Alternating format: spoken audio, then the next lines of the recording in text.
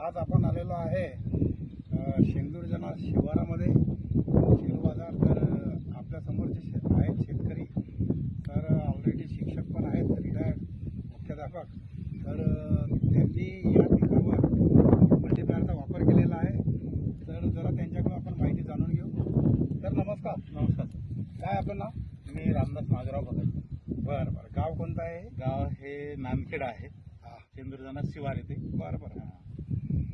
आणि आपल्या ह्या ज्या पिकावर आहे तुम्ही कशाचा वापर केला? मी या पिकावर मला निलकंठ साहेबांनी सांगितल्याप्रमाणे मी मल्टीप्लायरचा उपयोग केलेला आहे ड्रिचिंगसाठी आणि परत फवारणीसाठी पण मी मल्टीप्लायर वापरलं.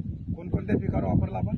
तर याच्या अगोदर मी सोयाबीनवर वापरलं, तुरीवर वापरलं, त्याच्यानंतर गहू, हरभरा आणि भुईमूग.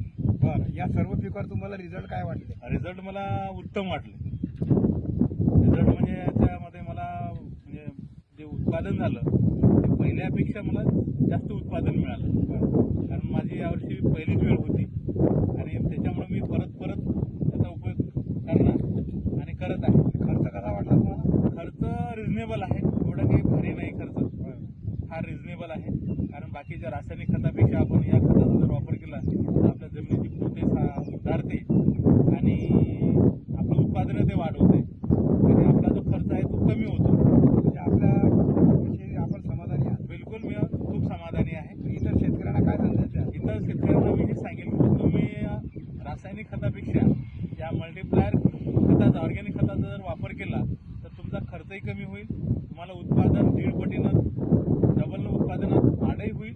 म्हणजे खर्च कमी, उत्पादन जास्त, म्हणजे तुम्ही प्रॉफिटमध्ये तुमची शेतीचा व्यवसाय करणार. बरोबर. म्हणजे शेतकऱ्यांनी वापरायला पाहिजे अशा प्रकारचं हे प्रॉडक्ट आहे. हा बिलकुल. तर आपण माहिती दिल्याबद्दल धन्यवाद.